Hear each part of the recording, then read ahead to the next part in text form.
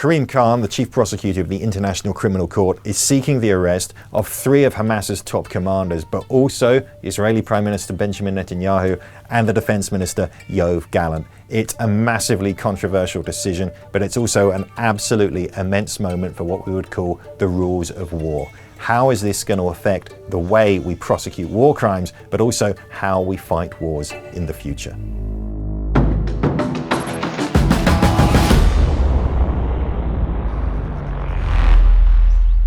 Today, we underline, in the clearest possible fashion, that international law and the laws of armed conflict apply to everyone. For those who support the ICC and its chief prosecutor, Karim Khan, this demonstrates that the court is not simply an instrument of Western power. It shows everybody is equal before the law, and that's important for impartiality and credibility. But for Israel and some of its Western allies, it is an absolute outrage. It shows that the court has lost its way. It's drawing an absolutely unjustified equal sign between Hamas, a genocidal terrorist group, and Israel, a democracy defending itself from unjustified attack. There is no moral equivalence between a democratic state exercising its lawful right to self-defense and the terrorist group Hamas. The ICC's prosecutors don't see it that way. As far as they're concerned, there's ample evidence that these crimes took place and that the named individuals are responsible for them. Israel's right to prosecute a war against Hamas has nothing to do with it. The point is that apparently these crimes were committed during the prosecution of that war. So what happens now? It's important to underline these are applications for warrants for arrest. They're not actual arrest warrants yet. They have to go to a pre-trial chamber made up of 3 judges who have to either approve or reject the application. Now, these judges are not a pushover. They have pushed back previously. They refused an application once to arrest Omar Bashir, the former dictator of Sudan. If the arrest warrants are granted, that creates a legal obligation for any of the 124 countries who are members of the Rome Statute to arrest any of those 5 men. That's going to create real problems for a country like Britain, for example, which is a very close ally of Israel. If Benjamin Netanyahu or Mr. Gallant was to visit Britain or British territory, Scotland Yard would be obliged to arrest them and hand them over to the ICC's purpose-built detention facility in The Hague. That would be an extraordinary scenario. It's a political and diplomatic nightmare, and it's why this decision has caused such controversy at the highest levels of governments around the world. How likely are the arrest warrants to be granted? Well, the threshold is actually quite low. The judges just have to be satisfied that there are reasonable grounds to believe these crimes took place, not the higher threshold that you would need in an actual trial of beyond reasonable doubt. And in the conversations I've had with people who specialize in international humanitarian law, the level of detail that has been presented by the prosecutors in their request seems to make it quite likely that threshold is going to be met. That is a problem for both the Hamas individuals and the Israeli individuals. The evidence that's being presented is very detailed, and the Israelis have a particular problem. In any crime, whether it's a huge international war crime or it's a small domestic crime committed here in the UK, proving intent is the tricky bit. I was speaking to Katriona Murdoch, who's a British barrister assisting Ukrainian prosecutors building a case against Russian commanders in Ukraine for using starvation as a weapon of war during the Battle of Mariupol. Now, part of the challenge in Ukraine is that Russian officials and commanders, like many war crime suspects throughout history, generally avoided self-incriminating public statements that would demonstrate they had a plan to use starvation as part of their military strategy. So the case will probably have to rely on demonstrating intent from their actions. The Israeli team's problem is that their clients, especially Mr. Gallant, made repeated public statements about imposing a siege on Gaza that prosecutors could use to demonstrate that kind of intent. It's quite unusual to have those kinds of statements available to put into a prosecutor's dossier. Before we get onto the big philosophical, political, legal questions that this raises, there's one other technicality that we have to address. Does the ICC even have jurisdiction in this particular war. Does the court have jurisdiction? Well, Israel says no. After all, Israel is not a member of the Rome Statute, and it doesn't recognize a Palestinian state.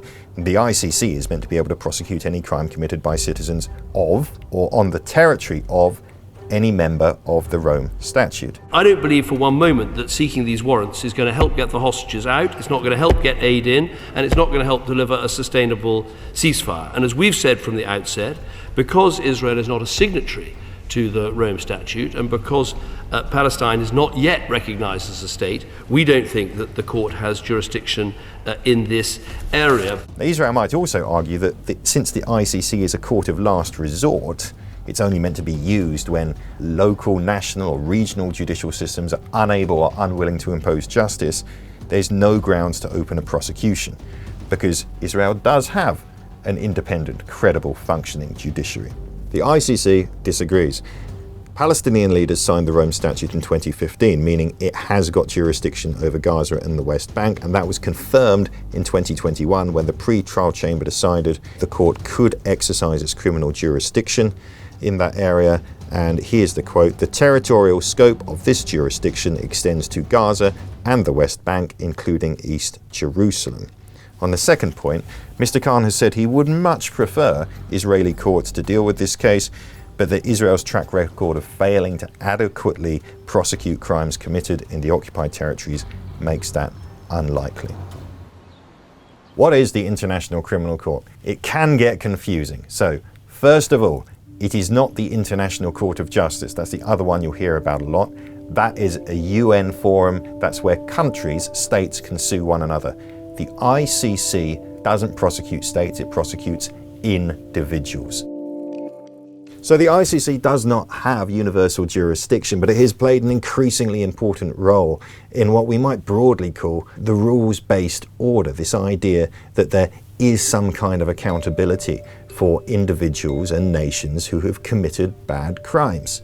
The importance of this moment is what it means for what we might call the laws of warfare. Since 1945, and even before that, there's been a big effort to kind of codify how we fight wars. And the idea is to make wars slightly more humane, or to at least hold those who commit the worst crimes accountable in some way. There's a long history of this. It starts in the 1860s with the first Geneva Convention. That was largely about how to treat prisoners of war. It's been rewritten and rewritten. The last time it was updated was in 1949.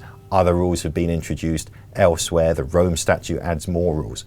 And in terms of prosecution, the real landmark is the Nuremberg trial after the Second World War. Karim Khan, the chief prosecutor of the ICC, has repeatedly referred back to the importance of defending the principles established at Nuremberg when defending this decision. The idea that perpetrators of mass murder or atrocity in warfare could be prosecuted or brought to justice is one we can probably all agree on. The problem is that's also always been plagued by the sense that there's an element of victor's justice here. Even at the time there was controversy around Nuremberg and Tokyo and the way that while Nazi and Japanese crimes were prosecuted, certain other things committed by certain members of the Allied forces were brushed under the carpet. The most controversial one was in the Tokyo trial, where charges against Japan for the mass bombing of Chinese cities, which the Chinese wanted brought, were basically blocked. Why? Well, because the Americans knew that they had also flattened Japanese cities, and if you started prosecuting people for bombing cities, who knew where it might end? Over the objective, their bombs hurtled downwards towards the Japanese headquarters. Mr. Khan, in a recent interview, said that when he was talking about applying for warrants to arrest Mr. Netanyahu and Mr. Gallant, he was told by a Western leader, who he did not name, that the court had been set up for Africa and for thugs like Vladimir Putin. In other words, not for the West and not for its allies. If you speak to practitioners of international criminal law, the kind of people who spend their days looking for ways for prosecuting war crimes, which is a lengthy and often fruitless process, they will say this has been a problem that's plagued the ICC for a long time. The idea that really it's only interested in prosecuting Africans or other enemies of the West, such as Vladimir Putin, who is also, by the way, wanted under an ICC arrest warrant for war crimes committed in Ukraine. For those people, this is really important because it demonstrates that it doesn't matter if you are a key ally of the United States and the West. It doesn't matter if you are Israel or anybody else.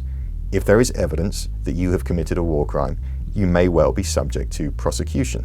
But there's a real problem here. The principle of judicial independence and impartiality is clashing with really hard geopolitical questions of power and national self-interest. That's why Vladimir Putin, although he's wanted for the court, has never actually been arrested. Bashar Assad of Syria also has never been arrested. Countries who feel that their interests have been challenged by an ICC ruling or warrant can basically ignore them. Can we really imagine Scotland Yard arresting Benjamin Netanyahu on his next state visit to the UK? You're breaking the law!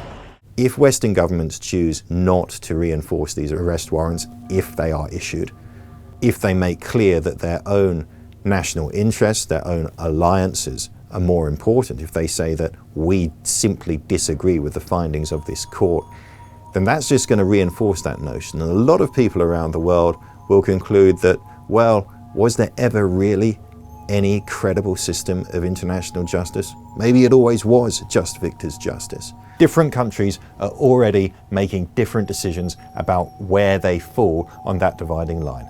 France and Germany have said, we will enforce those warrants if they are issued.